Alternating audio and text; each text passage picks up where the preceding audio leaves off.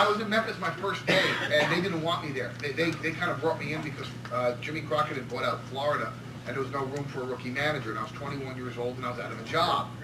And I was just going to go back to New York, but Bigelow was there and needed someone to ride with. So he bugged Jerry Lawler to bring me in.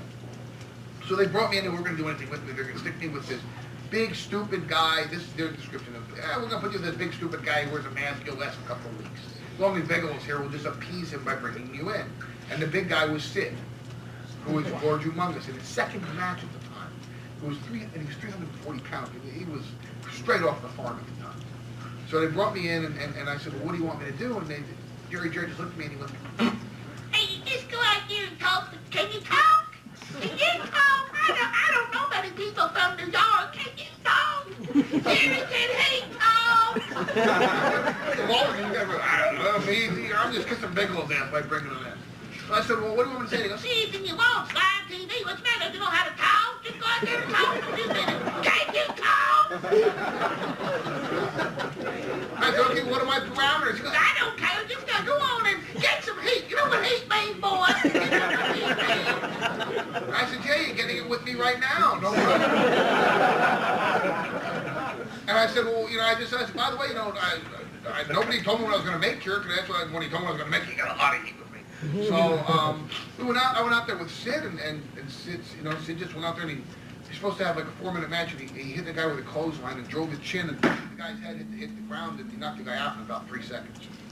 And I'm sitting there going, oh man, we're supposed to have a 1-minute interview, and I know they're going to give me one of these. Extend it. And I'd only done like 2 interviews in Florida. I mean, that's all I knew. I mean, I did 2 interviews in Florida, and that was it.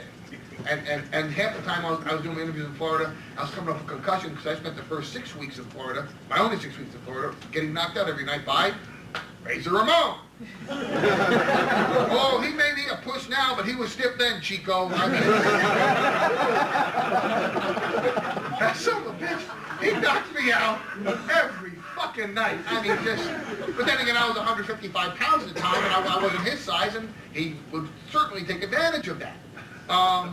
So here I am, I'm doing my first live interview, and you know, I don't know what to do, so I'm sitting there, and Sid just pins the guy, and Lance Russell goes, come over here. So I walk over to Lance Russell, and they go, you know, and like they're doing the replay, and Dave Brown's calling it in that real monotone Dave Brown voice. And I go to Lance, he goes, just tear it up. And I knew the one thing to do was to make Lance Russell hate me.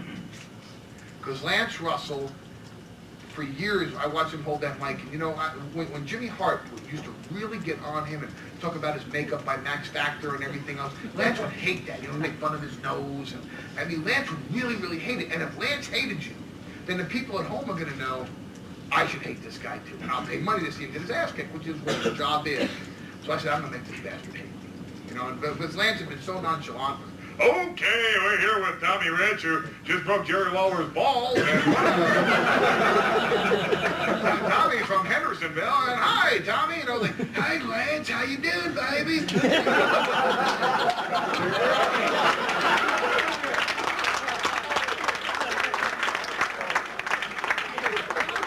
Hi, it's Sandman. Hey, come on, give me some, baby.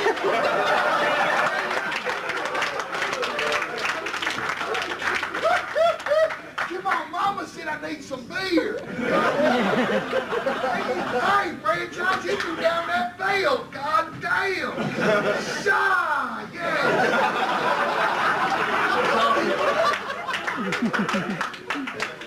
So I said, I'm going to make this son of a bitch hate me. So I walk on there, and everybody before me, in Memphis, this was 87, and everybody was screaming at the time. This was, you know, the Hulk Hogan era, you know, and I was 21, and I used to be a big fan. When I was a kid and I wanted to be a heel, I always looked at Spiros Arion. Because he was the one heel, he scared the shit out of me. Spiros Arion used to come on TV and go, Bruno San Martino, I'm going to stick my thumb in your eye just for fun. And there's nothing that you can do about it. I sit there and go, Dad! Daddy's gonna rip out Bruno's eye! Oh God, poor Bruno! You know, because he was ugly enough as it was.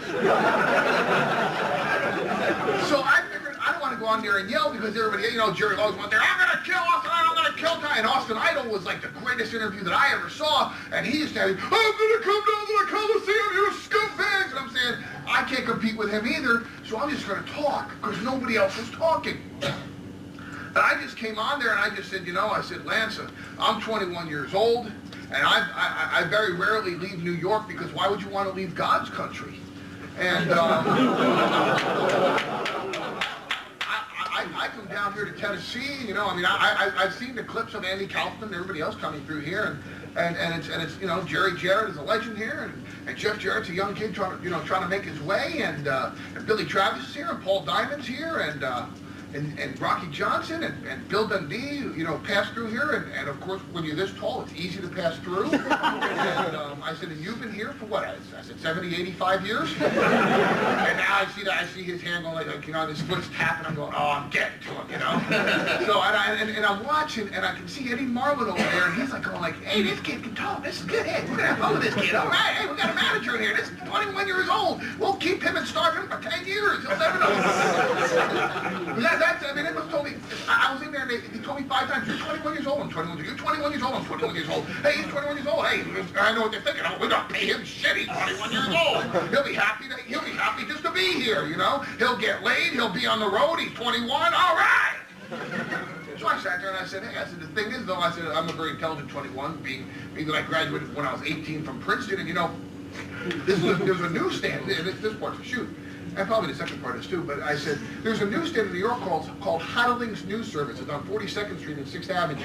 And they had the newspapers from around the world. And what happened is that I would go in there every Sunday to pick up the Memphis Commercial Appeal. And Lance goes, oh, it's a fine newspaper, because he sponsored the show. And he said, it's a fine newspaper, Paul, it's a fine. I said, it's a real fine newspaper. What I find very funny is how here in Memphis, you guys consider Jerry Lawler the big man in town. I said, and coming from New York, I kind of find it ironic that Jerry Lawler is the big man in town. And once I came here, I really understood why Jerry Lawler is the big man in town, because if Jerry Lawler is the big man in Memphis, no wonder you have so many lesbians in and around Tennessee.